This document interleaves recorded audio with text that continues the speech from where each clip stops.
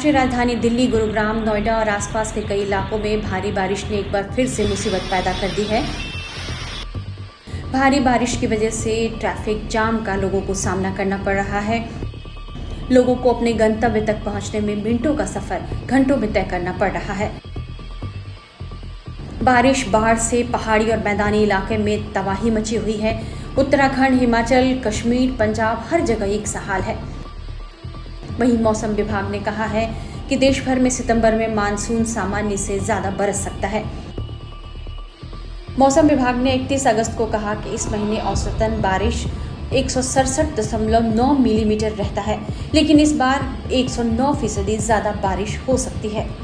Online संवाददाता सम्मेलन को संबोधित करते हुए आईएमडी के महानिदेशक मृत्युंजय महापात्र ने चेतावनी दी है कि भारी बारिश से सितंबर में उत्तराखंड में भूस्खलन और अचानक बाढ़ आ सकती है और दक्षिणी हरियाणा, दिल्ली और उत्तरी राजस्थान में सामान्य जनजीवन बाधित हो सकता है। भारी बारिश की वजह से पंजाब के कई हिस्से 3 दिन से बाढ़ में डूबे हुए हैं। सेना की पश्चिमी कमान बड़े पैमाने पर राहत बचाव अभियान चला रही है। बाढ़ और बारिश की वजह से 1300 से ज्यादा गांवों में 1.25 लाख से ज्यादा लोग प्रभावित हुए हैं। खेत के खेत पानी में डूबे हुए हैं।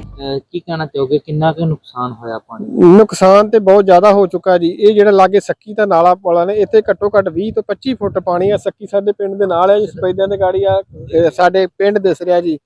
ਇਹ ਸਾਡੇ ਜਿਹੜੀਆਂ ਫਸਲਾਂ 5 ਦਿਨ ਹੋ ਗਏ ਪਾਣੀ 'ਚ ਡੁੱਬੀਆਂ ਪਈਆਂ ਨੇ ਤੇ ਅਜੇ ਵੀ ਕੋਈ ਸੰਭਾਵਨਾ ਨਹੀਂ। ਪਾਣੀ ਥੋੜਾ ਜਿਹਾ ਰਹਿਤ ਮਿਲੀ ਹੈ ਕਿ 1.5-2 ਫੁੱਟ ਪਾਣੀ ਜਿਹੜਾ ਕੱਲ ਤੋਂ ਘਟਿਆ ਜੀ।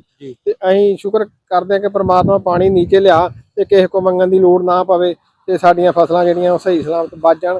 ਪਰ ਬਚਣ ਦੀ ਸੰਭਾਵਨਾ ਨਹੀਂ। ਜਿਹੜਾ 5 ਦਿਨ ਹੋ ਚੁੱਕਾ ਪਾਣੀ ਖਲੋਤਾ ਹੋਇਆ ਹੈ, ਉਹ ਫਸਲਾਂ ਖਤਮ ਹੋ ਚੁੱਕੀਆਂ ਜੀ। 1988 ਦਾ ਹੜ੍ਹ ਦੇਖਿਆ? 1988 ਦਾ ਹੜ੍ਹ ਮੈਂ ਦੇਖਿਆ ਜੀ। ਉਦੋਂ ਬਹੁਤ ਹੀ ਮਾੜੇ ਹਾਲਾਤ ਸੀ ਜੀ। ਉਦੋਂ ਨਾ ਤੇ ਕੋਈ ਚੈਨਲਾਂ ਵਾਲੇ ਸੀ, ਨਾ ਫੋਨਾਂ ਚੱਲਦੇ ਸੀ, ਫੋਨ ਤੇ ਵੀ ਨਹੀਂ। ਹੁਣ ਤੇ ਸਾਡੀ ਸਾਰੇ ਮਿੰਟ ਤੇ ਖਬਰ ਜਾਣ ਰਹੀ ਆ। ਚਲੋ ਮੀਡੀਆ ਵਾਲਾ ਦਾ ਧੰਨਵਾਦ ਕਿ ਜਿਹੜੀਆਂ ਇਹ ਖਬਰਾਂ ਪਹੁੰਚਾ ਰਹੇ ਆ।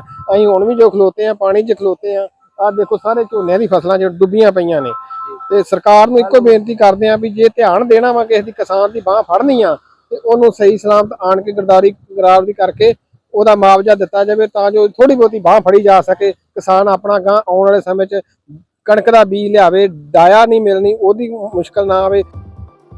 हिमाचल में भी बारिश का सितम थम नहीं रहा। कुल्लू में तबाही का ये हाल देख लीजिए।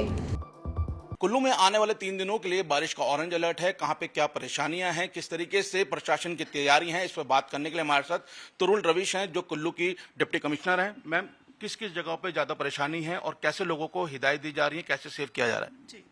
जी, कुल्लू में पिछले कुछ दिनों में बहुत भारी बारिश होने की वजह से हमारा नेशनल हाईवेज जो हमारी मेन आर्टीरियल रोड है उनमें बहुत ज़्यादा डैमेज हो गया है। जो हमारा NH3 है जो कुल्लू मनाली है उसमें अनप्रेसिडेंटेड डैमेज है। इंटरेस्टिंगली 2023 से भी ज़्यादा हमारा लॉस हुआ है, लेकिन हमने PWD की रोड है उससे ट्रैफिक को मनाली तक बहाल कर दिया है। और लेऊ पे एक पॉइंट हमारे इस बार लेफ्ट बैंक पे भी PWD रोड पे भी ज़्यादा डैमेज था, लेकिन उसमें बहुत ही अच्छी गति से काम हुआ है और अब हैवी व्हीकल्स के लिए भी हम लार्जली मूवमेंट इंटरमिटेंटली वहाँ से कर पा रहे हैं। तो in terms of supplies etcetera up to Manali we are able to maintain. Manali से लाहौल की जो कनेक्टिविटी है वो रोहतांग पास के वाया लार्जली रिस्टोर्ड है, लेकिन ओल्ड मनाली और मनाली के बीच में एक ब्रिज जाने की वजह से वहाँ से हम हैवी व्हीकल मूवमेंट नहीं कर पा रहे।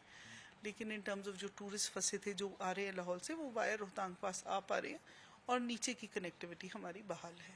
एक हमारा जो मेजर चैलेंज है वो NH305 का है जिसे सेंज और लूहरी बोलते हैं। और बंजार एरिया में इस बार बहुत ज़्यादा बारिश हुई है और इंटरमिटेंटली हम देख रहे हैं कि जैसे ही हम हाईवे ठीक करते हैं वो सबसिडेंस दोबारा 300, 400 मीटर तक की भी हो रही है, जिसकी वजह से ये कनेक्टिविटी हमारी काफ़ी अफेक्टेड है। अभी ये while ago we just had a meeting with the honourable secretary of MoRTH और उन्होंने भी दोनों एक्सेसेस को including the third access of BRO जल्दी से जल्दी बहाल करने के निर्देश दिए। मैम, आज हम मनाली की तरफ गए थे, हमने देखा था NH3 का बहुत बड़ा हिस्सा जो है वो बह चुका है। वहाँ पे बिल्कुल कनेक्टिविटी एक तरीके से टूट चुकी है। अब सबसे बड़ा सवाल ये है कि मैम जो फसलें यहाँ पे खड़ी हुई हैं, खासकर से अगर सेब की बात करें, उसका ट्रांसपोर्टेशन बिल्कुल बंद है, वो कितनी जल्दी बहाल हो सकता है?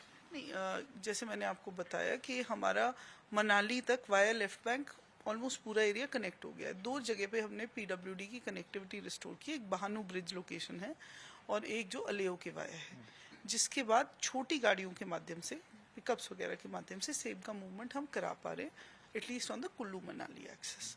है ना। सिर्फ हमारा ओल्ड मनाली से वहाँ हमें थोड़ा ट्रांसशिप करना पड़ेगा, पर वहाँ पे भी एक ब्रिज टेम्परेरीली रिस्टोर्ड है। ज़्यादा चैलेंज हमको लाहौल वगैरह सप्लाईज भेजने का आएगा, लेकिन विद इन कुल्लू मनाली हमारा सेफ मूव हो रहा है। दूसरा हॉर्टिकल्चर भी, क्योंकि जो अपर ओल्ड मनाली के ऊपर का एरिया वहाँ ठंड है, तो अभी वहाँ 5-10 दिन का margin in terms of harvesting season भी रहता है।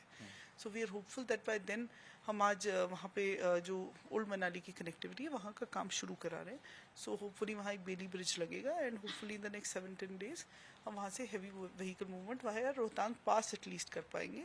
जो BRO का एस्टिमेशन है उनका भी सिमिलर है कि हम 7 से 10 अगर हमें वेदर अलाउ करता है तो हम मेन रोहतांग टनल वाली रोड भी रिस्टोर कर देंगे। तो in all areas yes it is true that थोड़ा it is a challenging time, लेकिन जहाँ जहाँ से पॉसिबल हो वहाँ से मूवमेंट कराया जा रहा है। और कुल्लू मनाली एक्सेस में एप्पल का इतना इशू अभी नहीं है।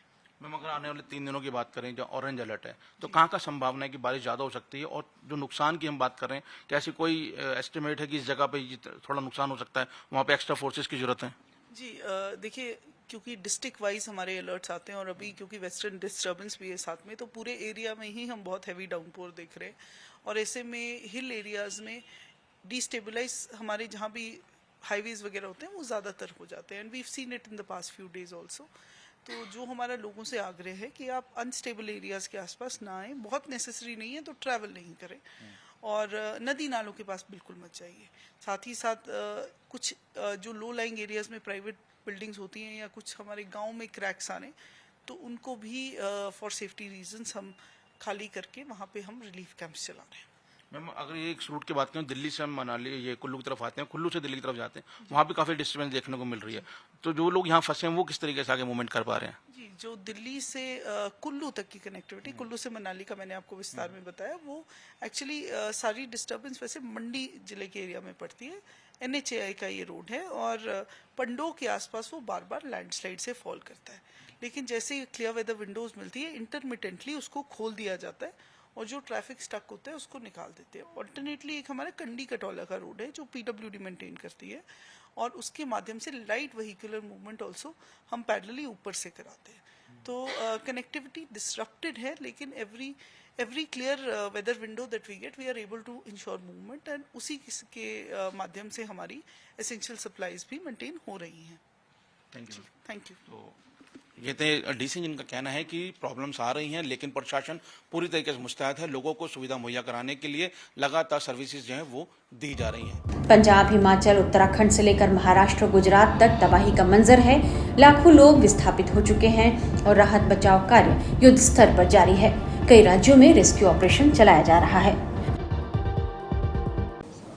देखिए, जम्मू डिवीज़न में जो पिछले 2-3 दिन में जो बाढ़ आई थी, उसमें अभी समानता आ रही है। मैसिव स्केल पर इवैक्यूएशन किया गया है। तकरीबन 216 वहाँ पर कैंप्स इस्टेब्लिश किए गए हैं, रिलीफ कैंप्स, जिसमें 7000 से ज़्यादा लोग रह रहे हैं। 8000 से ज़्यादा लोगों को इवैक्यूएट किया गया है जॉइंट ऑपरेशंस में, और अभी हमारी NDRF की वहाँ पर 17 टीमें वहाँ मौजूद हैं। रेस्क्यू ऑपरेशंस अभी भी चल रहा है, हालांकि मुख्य तौर पर जो है वहाँ पर स्थिति अभी सामान की ओर बढ़ रही है। सर, पंजाब की बात करें तो पंजाब में क्या हालात हैं इस वक्त? पंजाब के जी, पंजाब में भी NDRF की 17 टीमें मौजूद हैं वहाँ पर। जो बारिश आई थी तेज़, और उसके वजह से जो फ्लड्स आया था, ख़ास तौर पर उसमें 23 गांव जो डिस्ट्रिक्ट्स हैं वो अफेक्ट हुए थे, और तकरीबन 800 विलेजेस, इसमें भी काफ़ी लार्ज स्केल पर इवैक्यूएशन किया गया है। तकरीबन 7000 से ज़्यादा लोगों को इवैक्यूएट किया गया है पिछले 2 दिनों में, और अभी रिलीफ कैंप्स भी बनाए गए हैं जिसमें लोग रह रहे हैं। स्थिति को देखते हुए, हालांकि आज येलो अलर्ट है, फिर भी अगले 2 दिन में कुछ बारिश होने की अभी प्रेडिक्शंस है। उसको देखते हुए कुछ एडिशनल टीम्स भी हम अभी जो दुर्गम क्षेत्र है जहाँ पर चांसेस है कि फ्लडिंग हो सकती है, वहाँ पर टीमों को तैनात किया जा रहा है।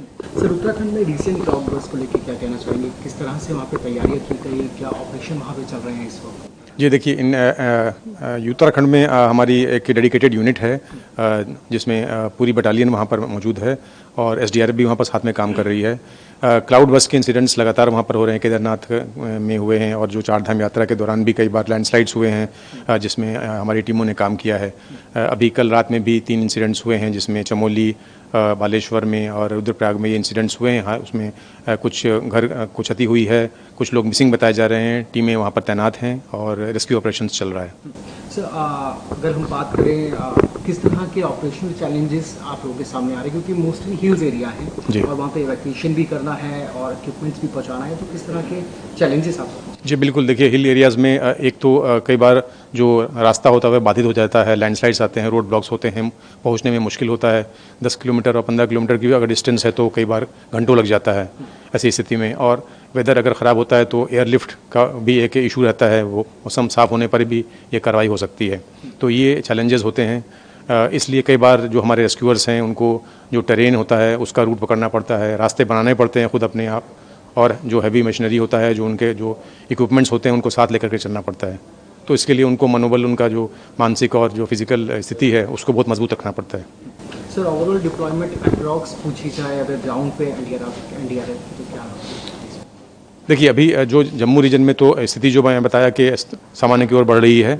हालांकि टीमें हमें अभी लगी हुई हैं, वहाँ पर ज्वाइंट ऑपरेशंस हो रहे हैं, आर्मी है, एसडीआरएफ है, लोकल एडमिनिस्ट्रेशन है, सभी फोर्सेस लगी हुई हैं और मुझे उम्मीद है कि अगले 1-2 दिन में वहाँ पर स्थिति और भी बेहतर हो जाएगी। पंजाब में अभी 1-2 दिन इम्पॉर्टेंट है हमारे लिए, इम्पैक्ट एरिया है, तो कोशिश है कि जो भी अभी क्षेत्र है जहाँ पर एवैक्यूएशन करने की ज़रूरत है वहाँ पर फोकस एरिया में हम तैनात लोगों को कर रहे हैं। Sir message to the people जो अफेक्टेड एरिया के पास रहते हैं, क्या मैसेज देना चाहिए?